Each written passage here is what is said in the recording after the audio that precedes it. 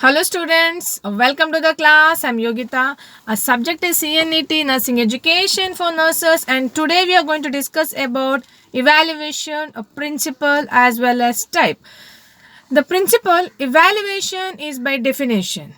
Evaluation is an integral part of education. Evaluation concerned with validity and reliability. Evaluation is involved teacher judgment.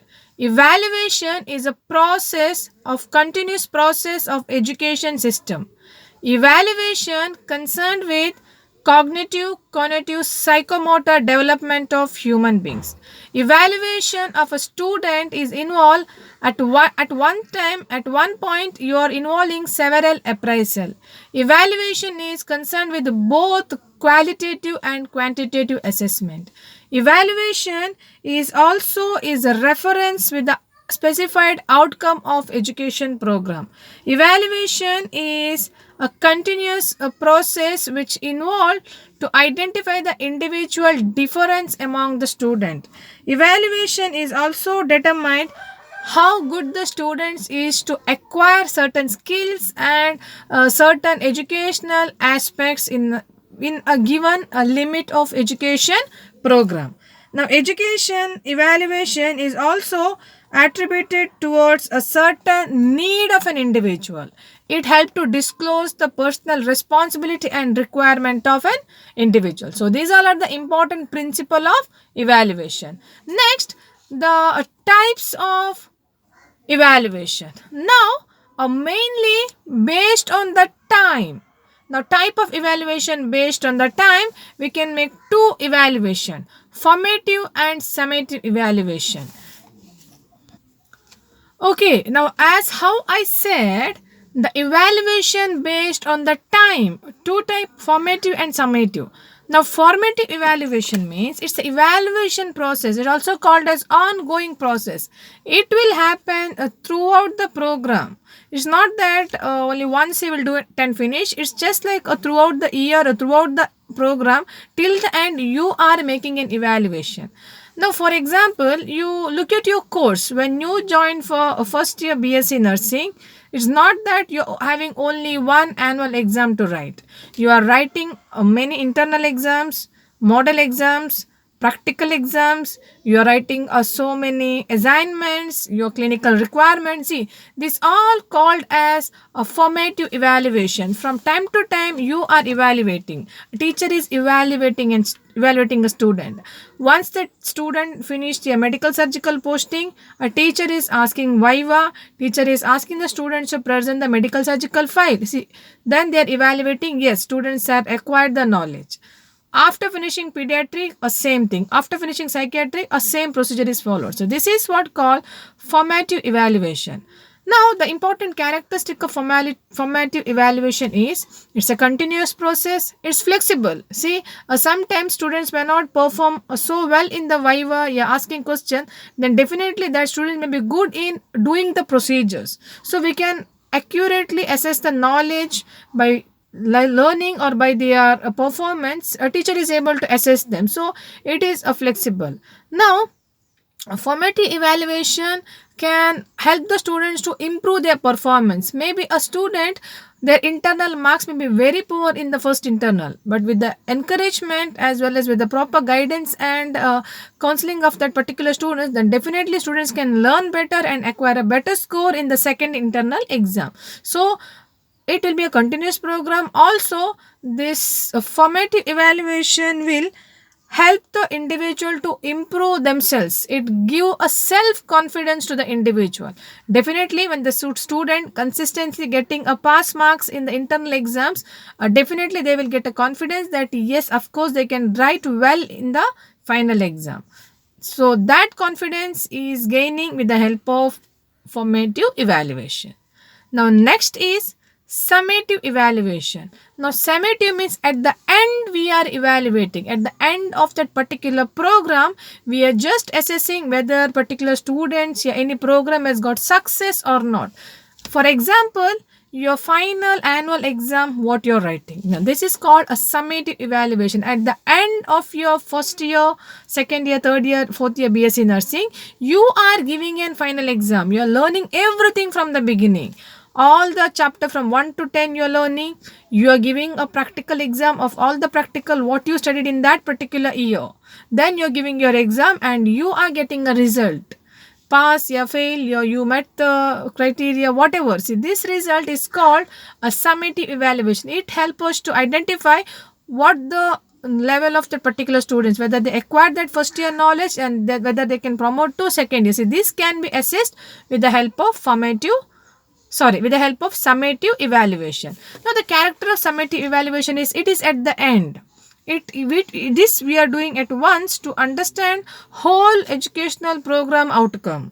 This is has got a little stress effect on a student. Definitely you have to study from the beginning, so student definitely influenced with some kind of stress, so that also may affect your result.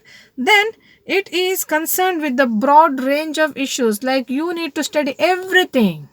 See, but you have to keep in mind that you need to assess entire thing what they acquired in that 1 year. So that planning, a well advanced requirement of planning is required. Just like that, you cannot conduct any summative evaluation or any final exams. A teacher need to make a lot of preparation and planning how you will conduct the exams and what are the things you're going to involve in that exam. So these are the important two types of evaluation under time basis, formative and summative. Now next, based on the person who is evaluating, based on the person, we are having two type of evaluation, internal evaluation and external evaluation. Now internal evaluation means like person who is there within that institution, they are making an evaluation.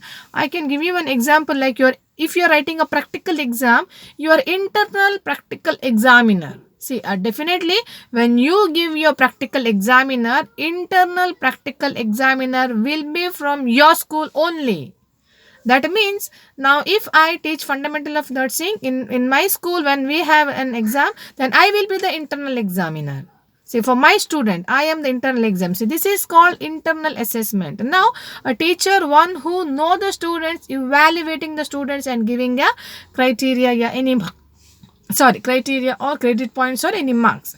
Now it doesn't mean that here teacher will evaluate only that time particular exams. Here teacher take an opportunity to evaluate the student from the beginning, how they did in the first internal, second internal, how their behavior was throughout the academic year, how they were responsible towards the requirement, attitude of the student, and anything. Even if the student got very less marks in the second and third internal, but they were good in their practical requirements, they had done 100% attendance, 100% met the practical criteria, they did all the requirement, then definitely that is considered here. So internal teacher is considered in the overall performance of the student and evaluating that student. This is called internal assessment. The main advantage is students feel comfortable, because students don't find much of anxiety or stress because they are facing their same teacher.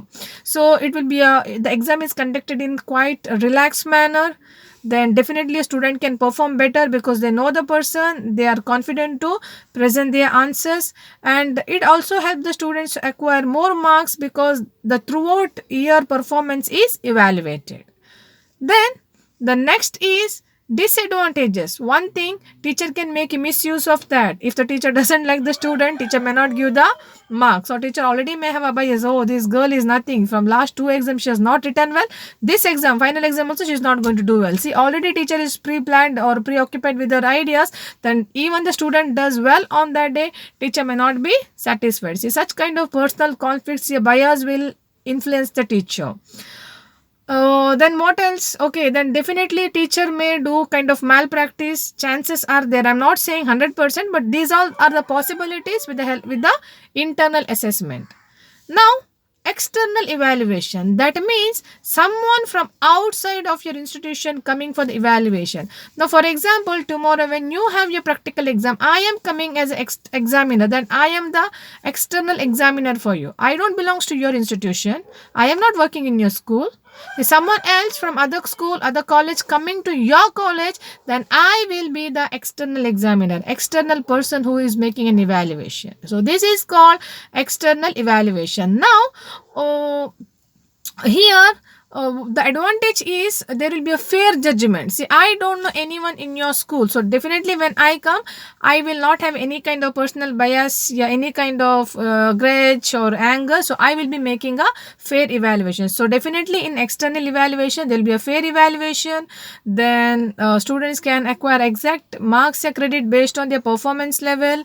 Then no chance of any kind of manipulation or malpractices. But the disadvantage is definitely result will vary from school to school, and sometimes a first impression that about the school or college, whatever, that may influence the examiner. Oh, this school is good, then with that basis grades may go before they enter.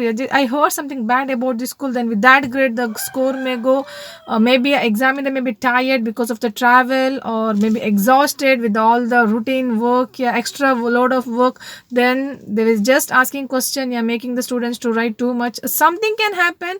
It's purely based on the personal way that how the teacher is handling. So that will be the disadvantages of external assessment. So students, today we learn about principle of evaluation and types of evaluation. A very important types of evaluation, mainly two types based on the time: formative and summative evaluation based on the person, internal evaluation and external evaluation. I hope you understood. Please keep watching so you can learn some more things. I'll meet you in the next class with a new concept. Thank you all.